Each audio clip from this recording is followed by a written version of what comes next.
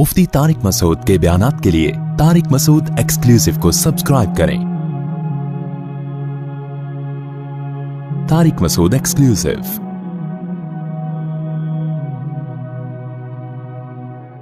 رمضان المبارک قریب ہے، ارادہ کیا تھا کہ رمضان سے پہلے کے جو کام ہیں ان پر کچھ روشنی ڈالی جائے تاکہ رمضان آنے سے پہلے رمضان کی تیاری ہو جائے۔ کام سے پہلے کام کی تیاری ہوتی ہے۔ جب کوئی بہت اہم مہمان آنے والا ہوتا ہے تو اس کے آنے سے پہلے انتظام کیا جاتا ہے، اسے کہاں بٹھانا ہے، کہاں سلانا ہے، کہاں نہلانا ہے، واش روم کہاں ہے، کھلانا کیا ہے، کس طرح سے اس کو پروٹوکول دینا ہے۔ آنے کے بعد نہیں ہوتا یہ کام۔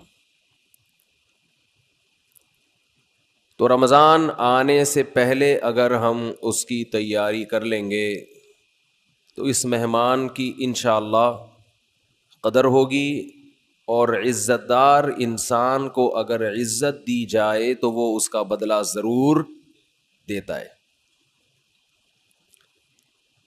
دو قسم کے لوگ ہوتے ہیں نا، ایک احسان فراموش ہوتے ہیں اور ایک وہ ہوتے ہیں جو تھوڑے سے احسان کا بدلہ بھی بہت زیادہ دیتے ہیں۔ احسان فراموش، آپ احسان کرتے رہیں تو ان کی صحت پہ کوئی فرق نہیں پڑتا۔ تو رمضان ایک ایسا مہمان ہے جو احسان فراموش نہیں ہے، بلکہ آپ اگر اس کو عزت دیں گے، اس کا احترام کریں گے، اس کا اکرام کریں گے تو آپ کو بہت نواز کے جائے گا۔ آپ اگر بعض مہمان ہیں نا سادہ چائے پلائیں گے تو وہ آپ کو دودھ پتی پلائے گا، آپ اسے انڈے والا برگر کھلائیں گے تو وہ آپ کو پیزا کھلائے گا۔ کچھ مہمان ایسے ہوتے ہیں۔ آپ اگر اسے بغیر بوٹی کی بریانی کھلائیں گے تو وہ آپ کو گوشت والی بریانی کھلائے گا۔ تو رمضان ایک ایسا مہمان ہے جو تھوڑا سا اکرام کرنے پر بھی آپ کو بہت زیادہ نوازتا ہے، تھوڑا نہیں نوازتا۔ لیکن رمضان کی جو نوازشیں ہیں، رمضان کے جو تحفے ہیں، جو رمضان آپ کو گفٹ دے گا اگر آپ اس کو عزت دیں گے تو وہ اس کا گفٹ ہونا ان لوگوں کی سمجھ میں آتا ہے جن کا آخرت پر ایمان ہو۔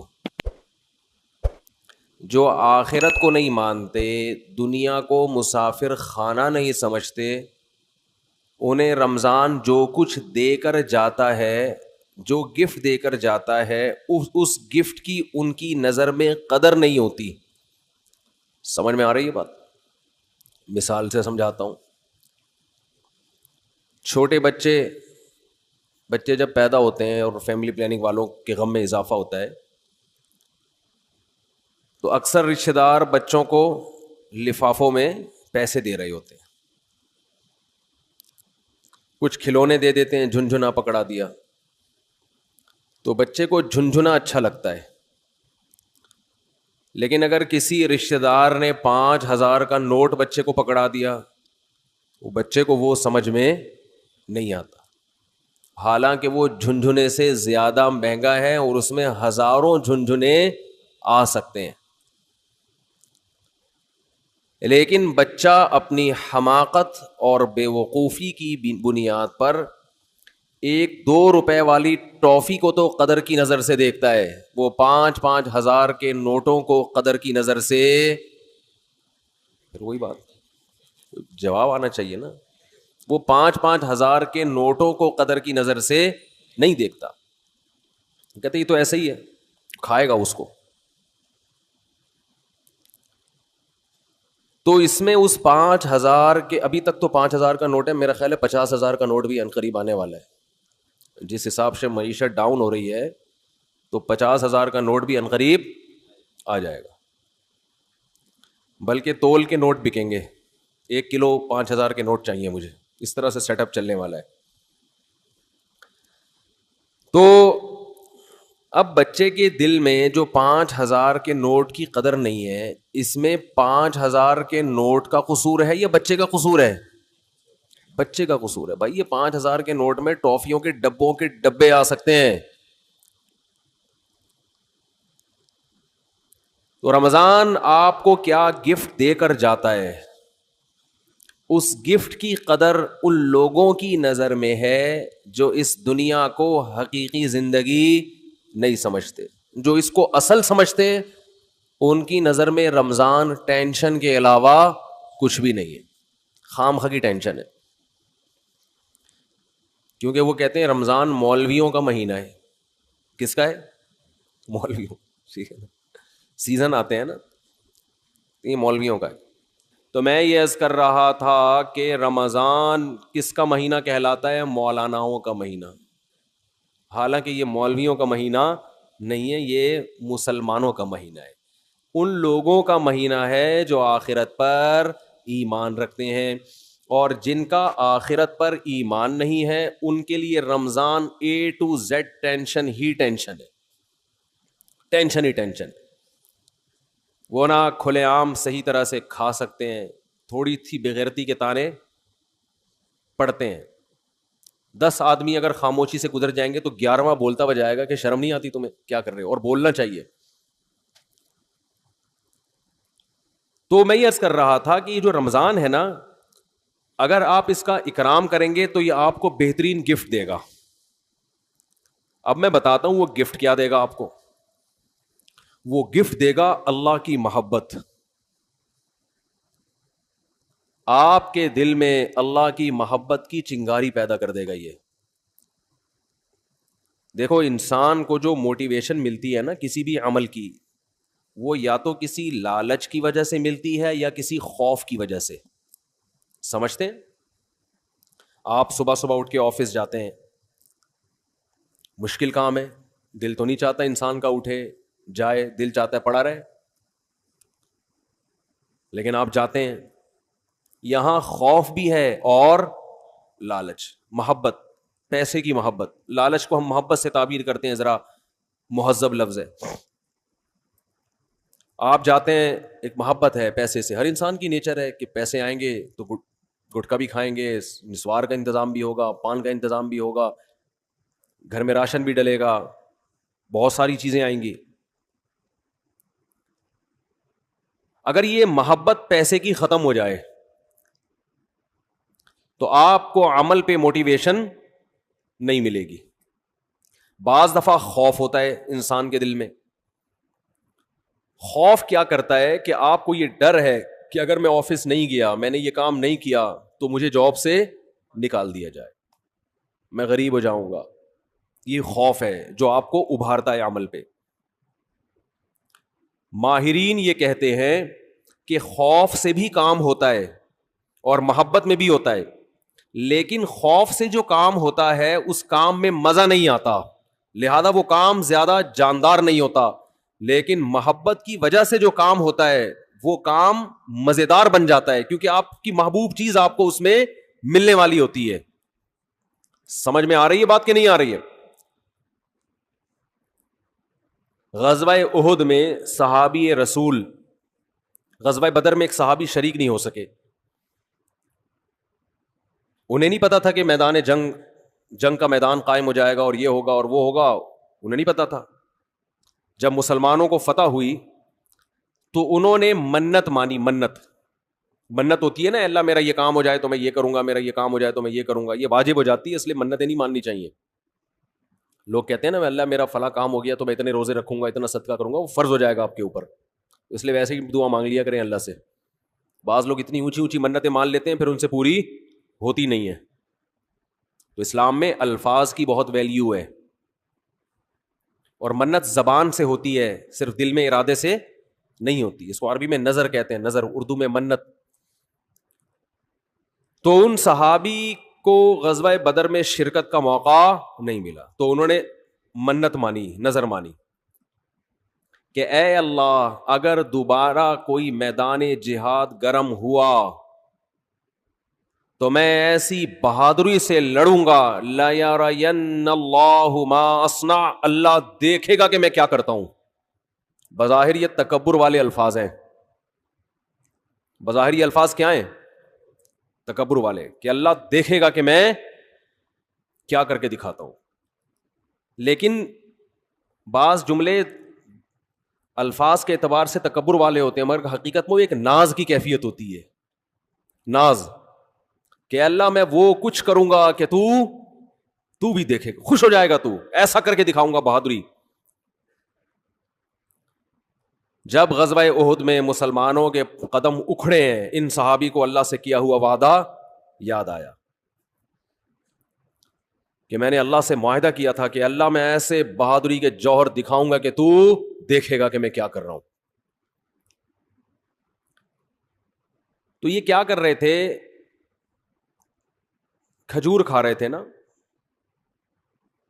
تو کھجور کا تھیلا انہوں نے پھینکا اور انہوں نے کہا کہ جنت اتنی قریب ہے میرے، اور کھجور کھانے کا وقت بہت طویل ہے، اتنا ٹائم لگے گا اس میں، اف یہ تو بہت دیر ہو جائے گی. اور گئے میدان جنگ میں، بہادری سے لڑے، اتنی بہادری سے لڑے اور شہید ہوئے کہ انگلیوں کے پوروں سے، فنگر پرنٹ سے ان کی بہن نے ان کو پہچانے کہ میرے بھائی کی لاش ہے یہ. قرآن مجید کی آیتیں نازل ہوئیں، من المؤمنین رجال صدقوا ما عاہدوا اللہ علیہ فمنہم من قضى نحبہ ومنہم ینتظر. مومنین میں بعض ایسے بھی ہوتے ہیں کہ اللہ سے جب کوئی معاہدہ کر لیتے ہیں تو اس معاہدے کو پورا کر کے چھوڑتے ہیں، وہ انہی کے بارے میں نازل ہوئی. تو جب ان کو یقین تھا کہ جنت میرے سامنے ہے تو انہیں وہ کھجور تناول کرنا بھی مشکل لگا. یہ خوف کی وجہ سے نہیں لڑ رہے کہ اگر میں نہیں لڑا تو جہنم میں جاؤں گا، بلکہ کس کی لالچ میں لڑ رہے ہیں؟ جنت کی اور اللہ کی محبت میں لڑ رہے ہیں. تو انسان جب خوف کی بیس پہ کام کرتا ہے اس میں جان نہیں ہوتی، اور جب کسی محبت اور لالچ میں کام ہوتا ہے تو اس کام میں اس کی کوالٹی بہت شاندار ہوتی ہے. تو اللہ نے ہمیں رمضان کا جو مہینہ دیا، وہ مہینہ اگر آپ اس مہینے کا اکرام کریں گے تو وہ مہینہ آپ کے اندر اللہ کی محبت پیدا کر دے گا. اور جب انسان کے دل میں محبت پیدا ہوتی ہے تو محبوب کے حکم کو فالو کرنا مشکل نہیں اور آسان بھی نہیں، بلکہ مزیدار بن جاتا ہے. 3 درجات ہوتے ہیں نا، حکم کی اتباع کرنا مشکل، اور اس سے اوپر کیا ہے؟ مشکل ختم ہو گئی، نہ مزیدار ہے نہ مشکل ہے. لیکن اس سے اوپر کا درجہ کیا ہے کہ حکم پر عمل کرنا کیا بن گیا؟ مزیدار بن جائے گا. یہ کیفیت انسان کی ہو جاتی ہے. تو اگر آپ رمضان کا حقیقی معنوں میں اکرام کریں گے تو رمضان آپ کو اللہ کی محبت کا گفٹ دے کے جائے گا. تو کیسے؟ زبان آج بہت خشک ہو رہی ہے، پانی نہیں ہے یا موسم میں شاید خشکی ہے، کچھ ایسا سیٹ اپ ہے، موسم میں خشکی ہے میرا خیال ہے. تو رمضان جو ہے آپ کو اللہ کی محبت کا، جزاک اللہ خیر. اتنا یخ ٹھنڈا پانی بس کافی ہے، یہ گرم نہیں ہے، سادہ. پہلے ہی گلا ہمارا بیٹھا رہتا ہے، اوپر سے اور بٹھا دیں گے. تو اللہ کی محبت کا گفٹ دے کے کیسے؟ انسان کی یہ نیچر ہے، یہ فطرت ہے کہ وہ جس کے لیے قربانی دیتا ہے نا، جس کے لیے، تبلیغ والے کہتے ہیں نا، جس چیز پہ جان، مال اور وقت خرچ ہوتا ہے انسان کے دل میں اس کی ویلیو پیدا ہو جاتی ہے. ایک غریب آدمی جو رکشہ چلاتا ہو، سارا دن پسینہ بہاتا ہو، اس کو جو دہاڑی یا جو اجرت ملتی ہے اس اجرت کو وہ بڑی احتیاط سے خرچ کرتا ہے. اور ایک آدمی وہ ہے جس کے ابا کا انتقال ہوا اور 6 رکشے اس کو وراثت میں مل گئے. ایسا بھی ہوتا ہے نا، وہ ان رکشوں کی ایسی کی تیسی، باپ کا مال سمجھ کے لوگ کہتے ہیں نا اڑا رہا ہے، خود تو محنت کی نہیں ہے، ابا سے وراثت میں ملا ہے، اڑا دیتا ہے انسان. تو ہمیں جو ایمان کی نعمت ملی ہے یہ وراثت میں ملی ہے، اس میں ہمارا خون پسینہ، بولو نا کیا ہو گیا، نہیں بہا. ابا چونکہ مسلمان تھے، اماں مسلمان تھیں، اس وجہ سے ہم بھی کیا ہو گئے؟ تو ایک پسینہ نہیں بہا ہمارا، خون کا ایک قطرہ نہیں بہا، تو فری پھوکڑ میں ہمیں کیا مل گیا؟ حضرت بلال کو اسلام فری میں نہیں ملا. وہ جب مسلمان ہوئے گرم ریتوں پہ لٹایا گیا، ان کو سینے پہ بھاری بھرکم پتھر رکھے گئے. کیا اللہ نے کچھ لوگ کیسے خاندانی بنائے ہیں، وہ نظریات کو فالو کرتے ہیں، وہ کلچر کو فالو نہیں کرتے. حضرت بلال کو کیا مل رہا تھا اس میں؟ اچھی بلی زندگی گزر رہی تھی، غلام تھے وہ تو، حبشی لوگ غلام ہی ہوا کرتے تھے عربوں کے، کھانا پینا مل رہا تھا، ایک ٹینشن. تو بڑے بڑے پتھر سینے پہ رکھے جا رہے ہیں، گرم ریت پہ لٹایا جا رہا ہے، مگر نعرہ لگا رہے ہیں احد احد، خدا کیا ہے؟ ایک ہے، میں نہیں مانوں گا. کیسے ویژنری، کیسے نظریاتی. خباب ابن ارت رضی اللہ تعالی عنہ رسول اللہ صلی اللہ علیہ وسلم کے پاس آئے مکہ میں، وَهُوَ مُتَوَسِّدٌ لَهُ مُتَوَسِّدٌ بِبُرْدٍ لَهُ او کما قال، کہ آپ صلی اللہ علیہ وسلم کی چادر تھی، اس سے آپ صلی اللہ علیہ وسلم کوہنی پہ سر رکھ کے لیٹے ہوئے تھے. لوگ کہتے ہیں مسجد میں سونا منع ہے، ایسی ہمارے علم میں کوئی حدیث نہیں ہے. مسجد میں سونا جائز ہے، البتہ مسجد کو سرائے بنا لینا سونے کی جگہ، سارا محلے کو جہاں جگہ نہیں مل رہی تو کہاں کے سو رہا ہے مسجد میں، یہ غلط ہے. نماز کے لیے آئیں مسجد میں آپ، اور اگر کوئی آیا نماز کے لیے سستانے کے لیے ذرا لیٹ بھی جائے تو اللہ کی طرف سے کوئی پابندی نہیں. آئیں نماز کے لیے. ہاں یہ نہ ہو کہ سرائے بنا لیا جائے، مسجد کو ہوٹل بنا لیا جائے کہ جس کو جگہ نہیں مل رہی، گھر میں بیوی سے پھٹا ہوا ہے، سارے محلے والے یہاں آ جائیں. لیکن بذات خود جائز ہے مسجد میں سونا. اور اگر اکا دکا کبھی کوئی مسجد میں آ بھی جائے صرف سونے کے لیے تو بھی کوئی ناجائز نہیں ہے. ناجائز اس وقت ہوگا جب اس کو عام معمول لوگ بنا لیں. حضرت علی رضی اللہ تعالی عنہ کی کچھ ناراضی ہوئی حضرت فاطمہ سے، میاں بیوی میں ہوتی ہے. تو آپ صلی اللہ علیہ وسلم جب گھر گئے حضرت فاطمہ سے ملے، پتہ چلا بھائی کچھ ناراضی ہوئی ہے، اور حضرت علی مسجد چلے گئے. تو وہاں حضرت علی مٹی میں لیٹے ہوئے تھے، آرام کر رہے تھے. اسی پہ آپ صلی اللہ علیہ وسلم نے فرمایا یا ابا تراب، اے مٹی والے. تو اسی کے بعد حضرت علی اپنی کنیت کیا کہتے تھے؟ ابو تراب. تو اس سے پتہ چلتا ہے کہ اگر کوئی مسجد میں آگے لیٹ جائے تو اللہ کی طرف سے کوئی پابندی نہیں ہے. لیکن یہ ضرور ہے کہ لوگ اس کو ایسا نہ ہو کہ سارے محلے والے لیٹے ہوئے، یا لیٹنے کی جگہ ہی بنا لی. کبھی کبھار ہو جاتا ہے انسان سے. مسجد والے بعض دفعہ بہت سختی کرتے ہیں. اب سفر میں جب ہم چلتے ہیں، نمازیں پڑھتے ہیں سفر کے دوران، بعض دفعہ انسان 2 رکعت پڑھی ظہر کی، تھوڑا سستانے کے لیے لیٹ گیا تو ڈنڈا لے کے کھڑا ہوا ہوتا ہے نکلو یہاں سے، پھر گالیاں بھی دے رہے ہوتے ہیں. وہی واقعہ پھر یاد آتا ہے مجھے. ایک آدمی کی بھینس مسجد میں آ گئی تو مولوی صاحب پکڑ کے ڈنڈے سے مارنے لگے. تو دیہاتی جس کی بھینس تھی وہ بھاگتا ہوا آیا، کہہ رہا مولوی صاحب بے زبان جانور ہے، اس کو مار رہے ہو، کبھی مجھے دیکھا آپ نے مسجد میں؟ یہ تو بے عقل بے زبان ہے، غلطی سے مسجد میں آ گیا، اس کو کیوں مار رہے ہو؟ میں آؤں عقل مند ہوں، مجھے مارو تو سمجھ میں بھی آتا ہے، اس بیچارے کو کیوں مارے، اس کا کیا قصور ہے؟ تو ایسا مسجدوں کا ماحول بنا لیا کہ کوئی آئے نہیں مسجد میں. تو اتنی سختی نہ کریں. تو کہاں سے کہاں بات چلی جاتی ہے یار. تو آج ویسے بھی کھوپڑی سیٹ نہیں ہے میری جی، کھوپڑی سیٹ آرام نہ ہونے کی وجہ سے نہیں ہے، ویسے کھوپڑی سیٹ ہے الحمدللہ. تو رمضان کی بات چل رہی تھی. ہاں میں یہ عرض کر رہا تھا کہ فری میں جو انسان کو چیز ملتی، ہمیں ایمان ملا ہے فری میں. ابا مسلمان اماں مسلمان تو ہم بھی مسلمان، سارے اڑوس پڑوس مسلمان ہیں، قدر نہیں ہے. صحابہ کو ایمان ملا محنت کرنے کے بعد. آج بھی بہت سے غیر مسلمان ہوتے ہیں. میں حیران ہوتا ہوں، بعض ہندو بچیوں کے فون آتے ہیں، گھر کے اندر رہتے ہوئے مسلمان ہو گئی. ایک ہندو لڑکی کا 2-3 سال پرانی بات ہے، فون آیا، میرا خیال ہے 16-17 سال، یہ بچپنے ہی کی، مینٹلی تو انسان بچہ ہی ہوتا ہے اس وقت. اس نے اسلام قبول کیا، پورے رمضان کے روزے بھی گھر میں رکھے، کسی نے اس کو تبلیغ نہیں کی،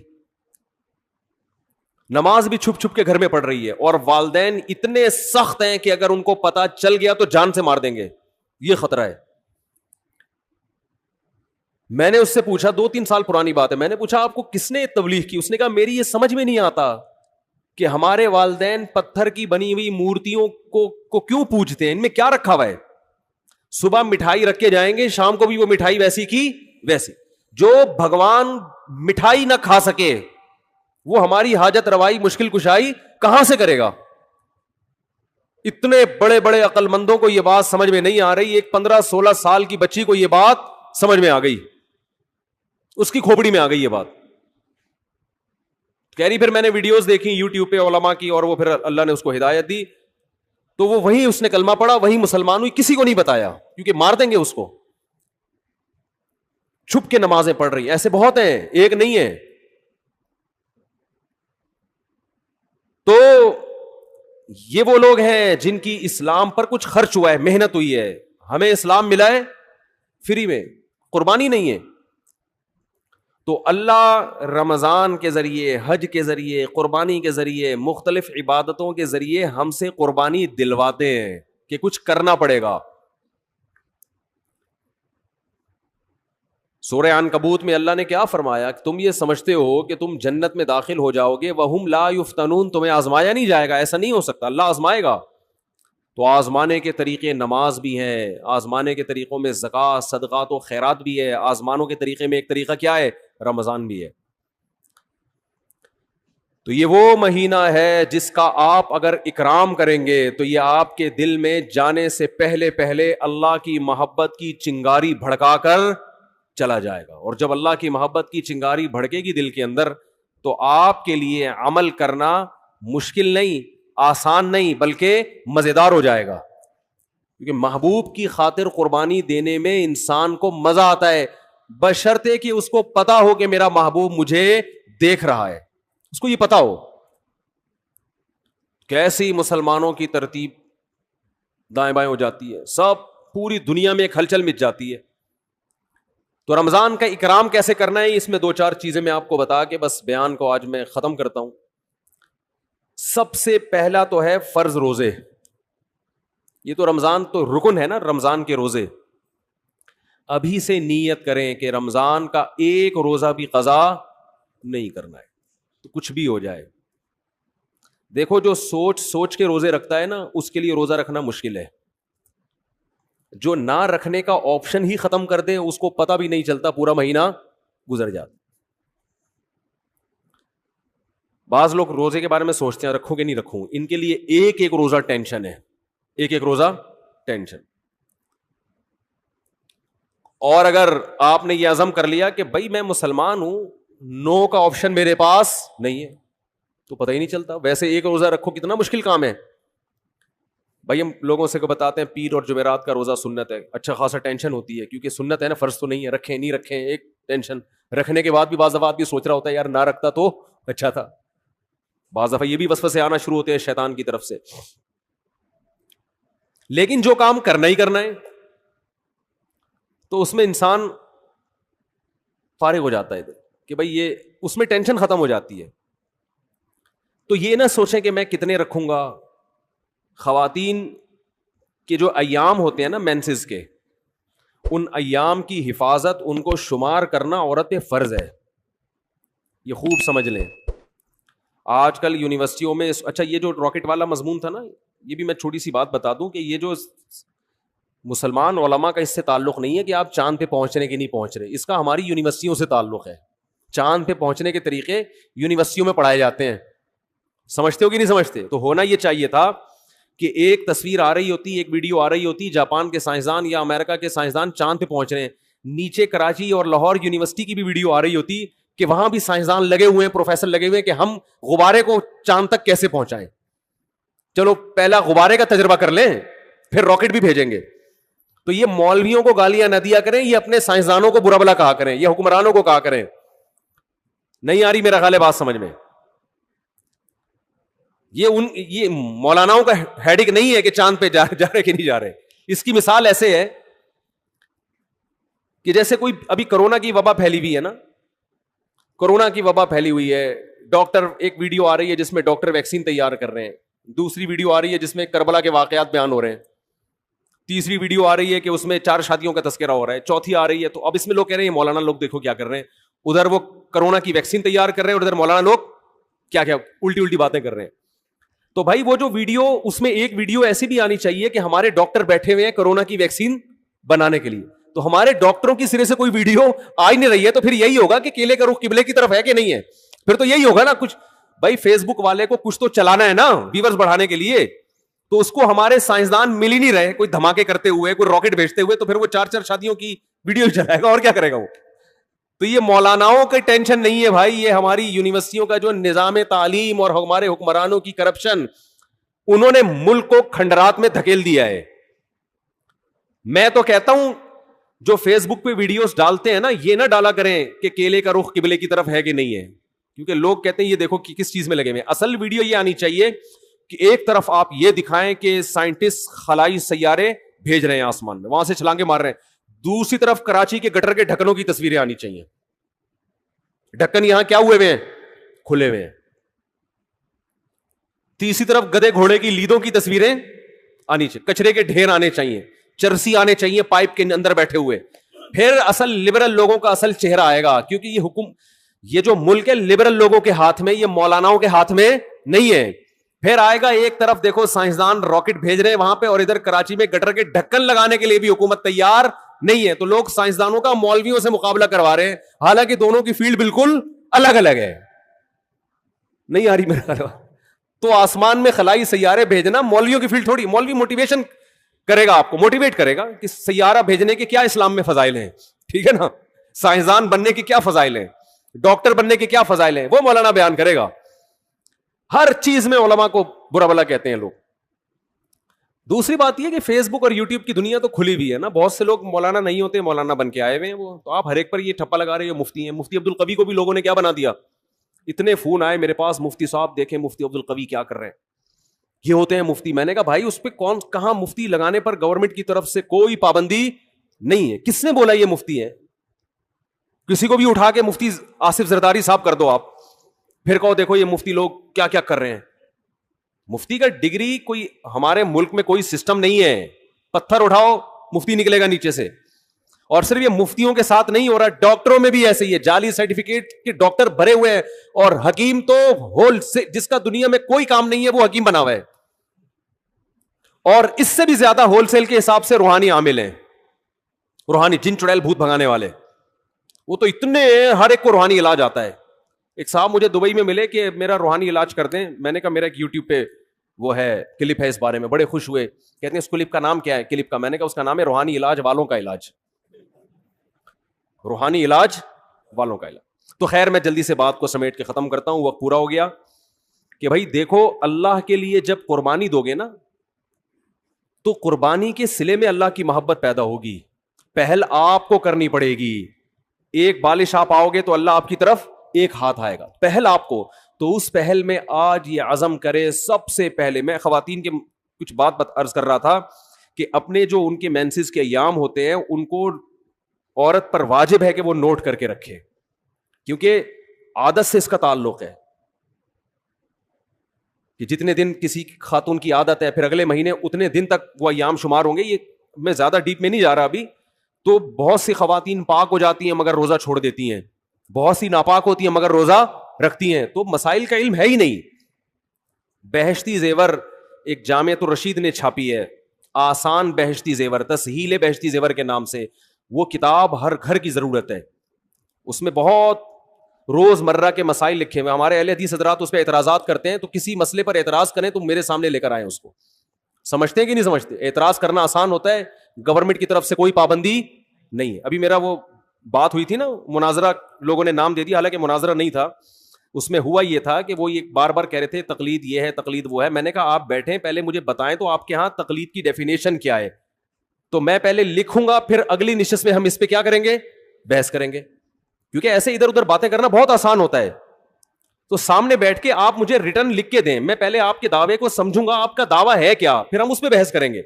تو محترم نے دعویٰ یہ بتایا کہ کسی کی کو بلا دلیل فالو کرنا کیا کہلاتا ہے, تقلید, اور یہ حرام ہے, ناجائز ہے. تو میں نے کہا کسی کی بھی تقلید و حرام ہے. انہوں نے کہا کسی کی بھی تقلید و حرام ہے, وہ موجود ہے, ریکارڈ ہے.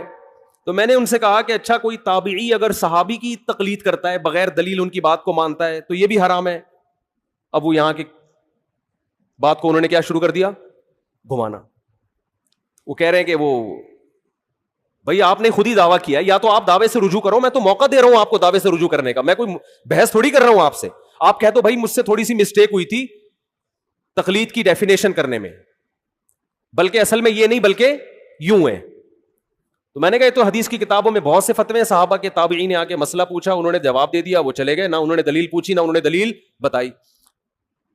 تو کہہ رہے ہیں آپ حوالہ پیش کریں, تو میں نے کہا آپ انکار کریں کہ ایسا نہیں ہے تو میں حوالہ پیش کروں گا, نہ انکار کر رہے ہیں, ٹھیک ہے نا. میری عادت ہے گل ویلے دی تے پھل موسم دا, ٹو دا پوائنٹ بات کرنے کی عادت ہے. تو انہوں نے اس کو مناظرہ بنا دیا, بحث کی طرف لے کر چلے گئے. تو مجھے غصہ آیا پھر کہ بھائی میرا ٹائم ویسٹ کرنے کے لیے آئے ہو. میں کوئی پروفیشنل مناظر نہیں ہوں, نہ میں آپ سے مناظرے کے لیے بیٹھا, اور میرا دل صاف تھا, لہذا میں نے ان کو ریکارڈ کرنے کی بھی اجازت دی. انسان کے دل میں چور ہوتا ہے تو ریکارڈ کرنے کی اجازت نہیں دیتا, اور میں نے ان کو یہ کہا لائیو نہیں کریں, کیونکہ بعض دفعہ انسان کی زبان سے ایسی بات نکل جاتی ہے کہ وہ پبلش کرنے کی نہیں ہوتی. لیکن انہوں نے خیر اس کو لائیو بھی چلایا, اور جو کچھ ہوا سب کے سامنے ہے. تو گل ویلے دی پھل موسم دا, ٹو دا پوائنٹ بات ہونی چاہیے. تو وہ یہ سمجھ رہے تھے شاید میں ان کو نیچا دکھانا چاہتا ہوں. ماں نہ میں نیچا دکھانا چاہتا ہوں بھائی, میں آپ سے آپ کا دعویٰ سمجھنے کی کوشش کر رہا ہوں کہ آپ کا تقلید کے بارے میں موقف کیا ہے. وہ کہنے تفسیر کی فلاں کتاب میں یہ لکھا. بھائی تفسیر کی کتاب میں کیا لکھا ہے یہ تو مفسر کا موقف ہے نا, میں تو اہل حدیث کا موقف پوچھنا چاہتا ہوں, آپ کا موقف کیا ہے. تو آج کا جو دور ہے نا حق کو سمجھنے کا نہیں ہے, بس ایک دوسرے کو نیچا دکھانے کا وہ ہے. تو بات کیا چل رہی تھی یہ, ہاں میں یہی کہہ رہا تھا یہ جو بہشتی زیور کتاب ہے نا مسائل کی, یہ گھر میں رکھیں. یہ بہت ہندوستان میں اس کتاب کو اللہ نے جتنی مقبولیت عطا فرمائی ہے اتنی مقبولیت کسی دوسری کتاب کو نہیں ملی ہے. جہیز میں خواتین کو یہ کتاب دی جاتی تھی تو جامعۃ الرشید نے آسان کر کے چھاپی ہے. اور اگر کوئی اہل حدیث حضرات کہتے ہیں یہ غلط ہے, یہ قرآن و سنت کے خلاف ہے, تو مجھے بتائیں کون سا مسئلہ قرآن و سنت کے خلاف ہے, میں اس کا جواب دوں گا انشاءاللہ. اور پھر ان سے کہیں کہ آپ ایک ایسی کتاب لے کر آئیں جو قرآن و سنت کے موافق ہو. آپ تو مسائل کی کتاب لکھیں نا, آپ کی تو کوئی ہے ہی نہیں اس طرح کی. یہ فوراً جواب میں کہتے ہیں ہماری کتابیں یہ جو ابو داؤد اور بخاری ہماری ہیں, تو آپ بخاری اور ابو داؤد گھر میں رکھیں اور روز مرہ کے مسائل آپ اس سے نکالیں, آپ کو نہیں ملیں گے. تبھی تو علماء کتابیں لکھتے ہیں کہ آسان کر کے قرآن و سنت کی روشنی میں مسائل کا علم کو ایک جگہ جمع کر دیا جائے. تو آپ لکھ لیں کوئی کتاب, آپ بخاری مسلم سے ہی لکھ لیں, نہ خود لکھ رہے ہیں نہ لکھی بھی کتاب, کیڑے نکالنا ہے بس. ابھی وہ مشہور فتنہ پرست نے کیا کیا ہے, وہ میرا ایک بیان میں ایک نازیبہ الفاظ آئے تھے جس سے میں نے معذرت بھی کی کہ وہ ہے نا مفسرین کے بارے میں میں نے کہا, حالانکہ وہ میرا مقصد مفسرین نہیں ان کے حوالے, کہ آپ بار بار مفسرین کے جو حوالے دے رہے ہیں تو ان حوالوں کا تذکرہ نہ کریں, آپ سے جو سوال پوچھا جا رہا ہے اس کا جواب دیں. تو ایک مشہور زمانہ ہے, انہوں نے کیا کیا, توصیف الرحمان راشدی نے یہ کہا, فلانے نے یہ کہا, سب کے جو اس طرح کی چیزیں ہیں نا نکال کے کلپ بنا کے مارکیٹ میں چلا دیا.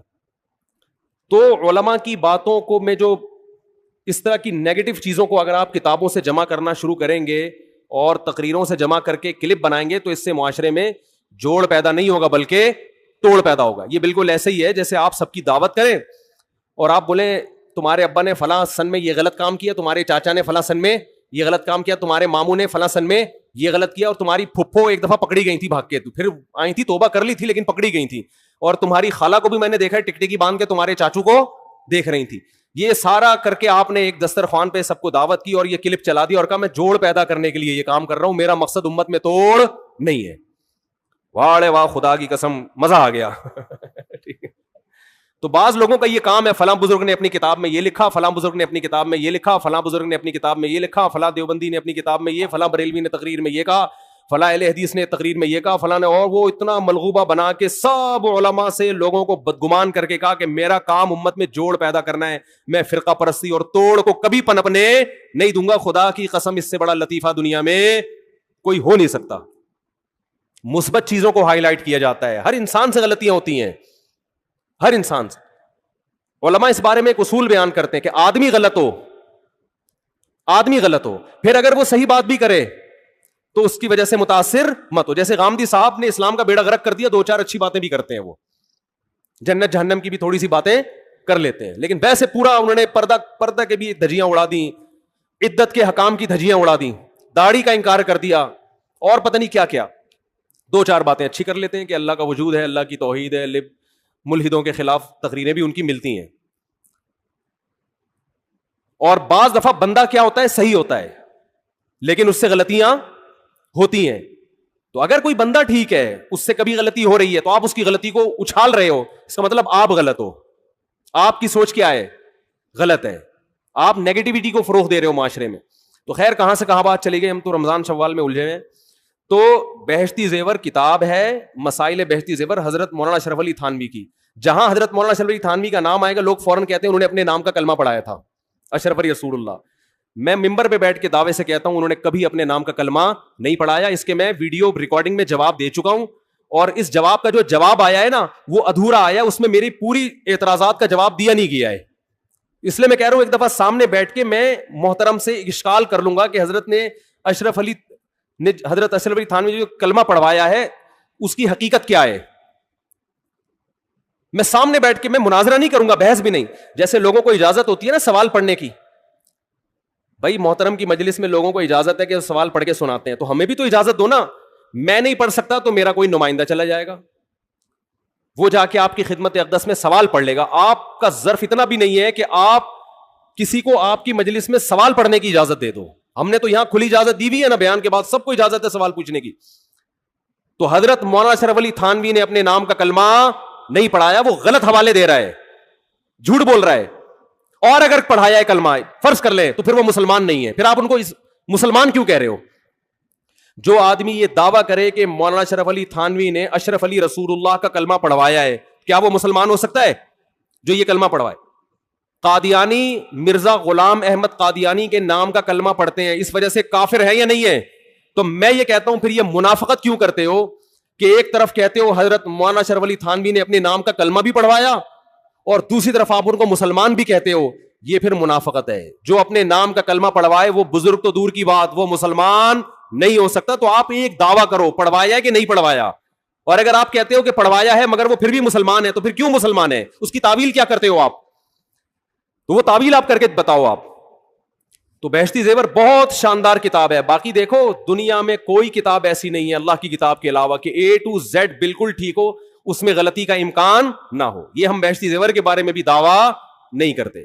بہشتی زیور میں 15 شعبان کے روزے کو مستحب لکھا ہے, لیکن ہم اس روزے کو مستحب نہیں مانتے کیونکہ اس میں حدیث صحیح نہیں ہے. تو یہ تو چھوٹی موٹی مسٹیک تو دنیا میں ہر شخص سے ہو سکتی ہیں. ہمارے شیخ حضرت مفتی رشید احمد صاحب کی فتاوی کی کتاب ہے احسن الفتاوی, بہت شاندار فتوے ہیں اس میں, بہت بہترین مدلل, لیکن اس کے ہر جز سے کوئی بھی متفق نہیں ہے. وہ تو دنیا میں کوئی کتاب ایسی نہیں ہے. تو اب اس کا یہ حل تھوڑی ہے کہ کتابوں کو اٹھا کے آپ پھینک دیں. اس کا حل یہ ہے کہ علماء اس پہ حاشیے چڑھاتے ہیں, اس پہ اپنی تقریرات لکھتے ہیں, تو پھر اشکالات اور تعلیقات ہوتی ہیں اس کے اوپر. تو یہ بہت شاندار کتاب ہے, آپ اس کو گھر میں رکھیں, اس سے آپ کو رمضان کے مسائل پتہ چلیں گے, خواتین کے خاص طور پر حیض و نفاس کے مسائل. جو آج کل ہماری جدید طبقے سے جو وابستہ خواتین ہیں یونیورسٹیوں پڑھنے والی, ان کو طہارت کے مسائل بھی معلوم نہیں ہے, بالکل نہیں پتا ان کو. تو رمضان کا پہلا خاندانی کام آپ نے کیا کرنا ہے بھائی, جلدی سے بات کو ختم کر رہا ہوں میں, ایک روزہ بھی نہیں چھوڑ, یہ آپشن ہی ختم, چاہے سحری میں آنکھ کھلے یا نہیں کھلے. اس سے روزے آسان ہو جائیں گے, ورنہ ٹینشن. دوسرا کام خاندانی کیا کرنا ہے, تراویح کی نماز. کیا کام کرنا ہے بھائی؟ اور تراویح 20 رکعتیں ہیں, 8 رکعتیں بولو نہیں. حضرت عمر سے 2 روایتیں, ایک 8 والی اور ایک 20 والی, کہ حضرت عمر نے کتنی دیکھو نبی صلی اللہ علیہ وسلم نے تراویح کی کتنی رکعتیں پڑھی ہیں, کوئی بے غبار حدیث میں ہمیں اس کا تذکرہ نہیں ملتا. بس اتنا ہے کہ 3 دن پڑھی ہے, بس کتنی پڑھی ہے ہمیں نہیں پتا. یہ ہمیں حضرت عمر کے عمل سے پتا چلتا ہے, کیونکہ حضرت عمر بدعتی بولو نہیں ہو سکتے, کیونکہ انہوں نے جب جماعت سے 20 رکعتیں پڑھائی ہیں حضرت عمر نے, تو اس کا مطلب نبی نے ان 3 دن میں کتنی پڑھی تھی. اور ایک ضعیف روایت میں اس کا تذکرہ بھی ہے کہ نبی نے 20 رکعتیں پڑھی ہیں. تو ضعیف روایت کی تائید جب خلفائے راشدین کے عمل سے ہو گئی تو وہ ضعیف بھی عملاً کیا بن گئی, صحیح بن گئی ہے وہ. تو حضرت عمر سے 2 ہیں, 8 بھی اور 20 بھی. 8 والی پر امت نے کسی امت نے عمل ہی نہیں کیا, کیونکہ وہ بالاتفاق مضطرب ہونے کی وجہ سے ضعیف ہے, سند کی وجہ سے نہیں بلکہ مضطرب. کیونکہ جو راوی حضرت عمر سے 8 بیان کر رہا ہے وہی کتنی بھی بیان کر رہا ہے, 20 بیان کر رہا ہے. اور جب ہم صحابہ کے دور میں دیکھتے ہیں تو ہمیں سب جگہ 20 نظر آ رہی ہیں, 8 کہیں بھی نظر نہیں آ رہی. تو یہ کیسے ممکن ہے کہ حضرت عمر نے 8 شروع کی ہوں اور کوفہ, بصرہ, دمشق, شام, مصر سب جگہ 20 ہو رہی ہوں؟ اس سے پتہ چلتا ہے کہ حضرت عمر سے جو 20 والی روایت ہے وہ صحیح ہے, 8 والی صحیح نہیں ہے. اور اس کی سب سے بڑی دلیل یہ ہے کہ موطا امام مالک میں ہے 8 رکعتوں والی, جو امام مالک نے نقل کی ہے, لیکن امام مالک خود 8 کا فتویٰ نہیں, وہ خود 20 سے زیادہ کے قائل ہیں, وہ تو 20 کے بھی نہیں 36 کے قائل ہیں.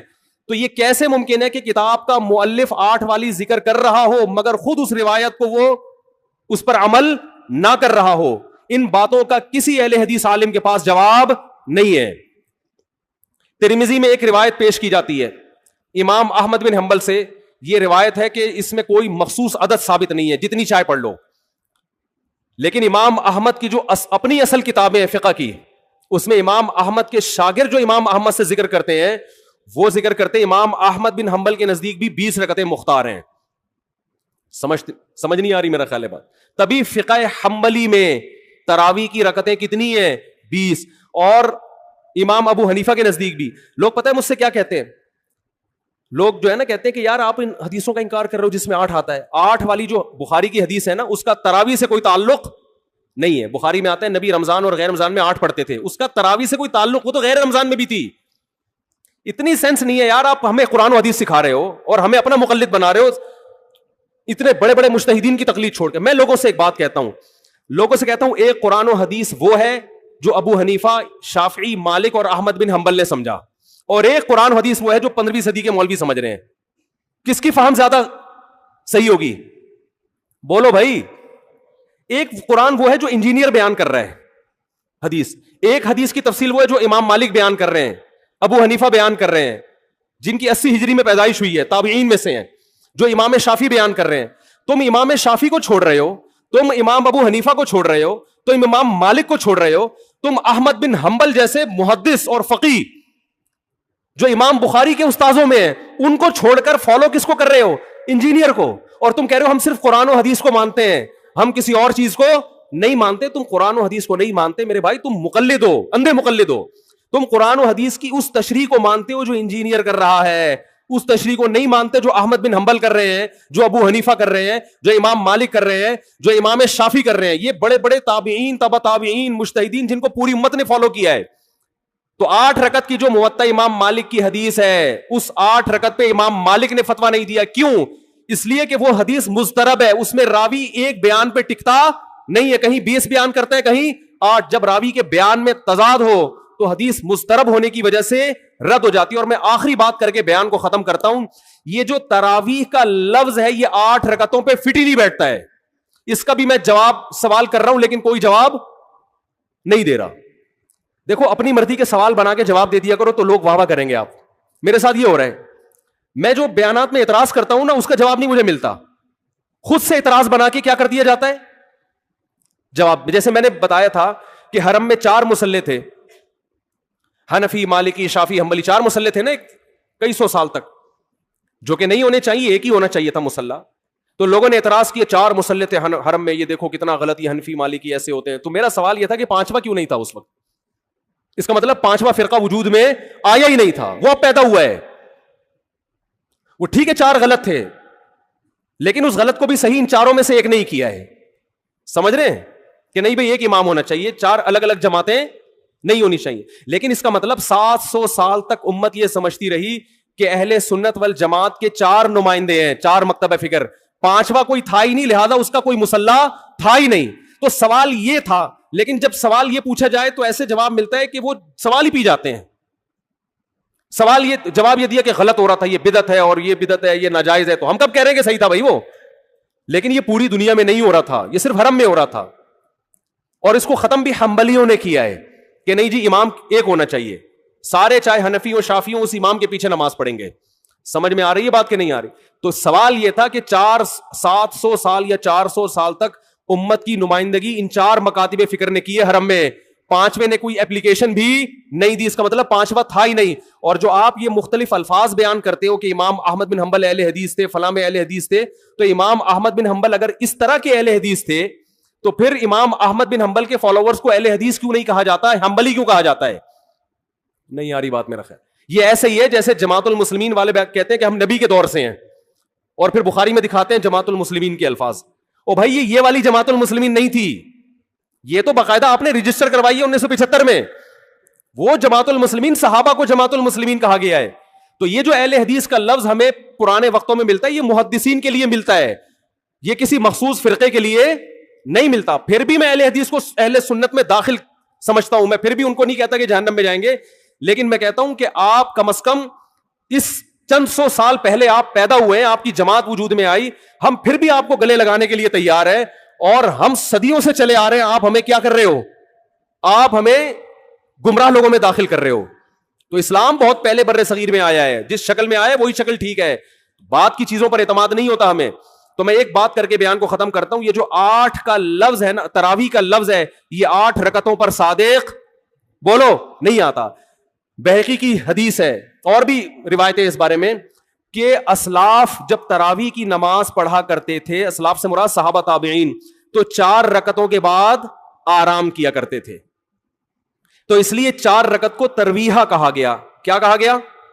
ترویحہ. روح سے نکلا ہے, روح. استراحت کا لفظ سنا ہے آپ لوگوں نے, آرام. استراحت کسے کہتے ہیں؟ آرام. ترویح آرام دینا. راحت, راحت کا لفظ تو اور آسان ہے نا.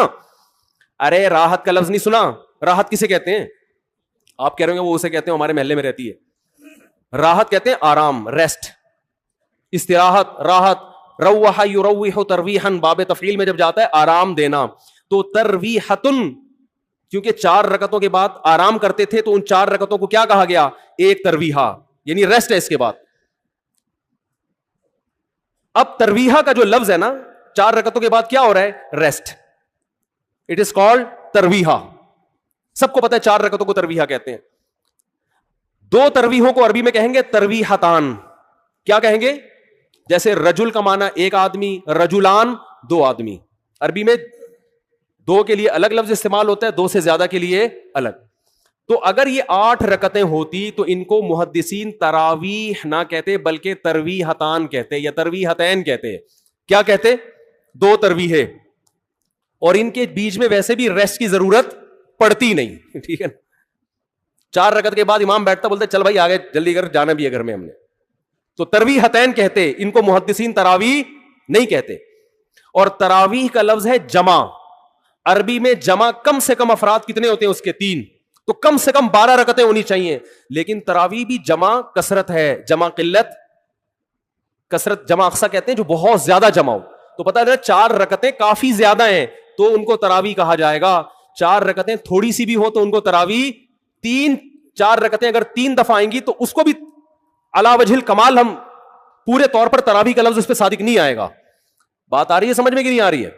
سمجھ میں سب آ رہی ہے, لیکن گھننے بن جاتے ہیں, گھماتے ہیں. اب دیکھیں نا یوٹیوب پہ اس کا جو بیان آئے گا نا اس میں گھمایا ہوا ہوگا, اس میں گھمایا, یہ اپنی طرف سے نکالا ہوا ہے. اپنی طرف سے نہیں بھائی, بہقی کی حدیث ہے, مصنف ابن ابی شیبہ کی روایتیں ہیں, آپ دیکھ لو. اس میں لوگ کہتے ہیں حوالہ کیوں نہیں دیا مفتی صاحب نے. آپ انکار کرو, میں حوالہ دوں گا انشاءاللہ. آپ انکار کرو کہ ایسا نہیں ہے, ہم ٹائم بچا رہے ہیں اپنا. وہ مجھے کہہ رہے تھے نا اس بحث میں کہ مفتی صاحب آپ دلیل دو, جو دعویٰ کرے دلیل اس کے ذمے ہے. میں نے کہا دلیل اس کے ذمے اس وقت ہے جب سامنے والے دعوے کا انکار کرے. میں نے ستار بھائی کو میں نے کہا کہ ستار بھائی تم نے 1 لاکھ روپے لیے ہیں. ستار بھائی کہہ رہے ہیں نہیں, ہاں لیے ہیں. تو مجھے کیا ضرورت ہے میں گواہ پیش کروں کہ دلیل دوں؟ وہ مان رہا ہے. تو یہ سب مانتے ہیں. یہ تو علماء جس نے بھی حدیث کی کتابیں پڑھی ان کو پتا ہے کہ ترویحہ کا لفظ اس لیے لکھا ہوا ہے اس میں. تو اسلاف سے مسجد نبوی میں, حرم میں ایک رمضان بھی ایسا نہیں گزرا جب سے حضرت عمر نے 20 رکعتیں شروع کرائی ہیں کہ 20 رکعت سے 1 رکعت بھی کم ہوئی. زیادہ تو ہوئی ہیں, کم بولو نہیں ہوئی ہیں. ایک امت اتنی بڑی گمراہی پر 1400 سال سے جمع ہو گئی. تو میرے بھائی جو آپ سے قرآن و سنت کے نام پہ بات کرے نا, اسے بولے بھائی ٹھیک ہے میں قرآن و سنت ہی کو مانتا ہوں, مگر قرآن و سنت کی وہ تشریح جو ان مجتہدین نے کی ہے اس کو مانوں گا. جو 15ویں صدی کے مولوی کر رہے ہیں تشریح, میں اس کو بولو نہیں, چاہے وہ سعودی ہوں. لوگ کہتے ہیں سعودی عرب میں 8 رکعتیں ہر جگہ ہو رہی ہیں.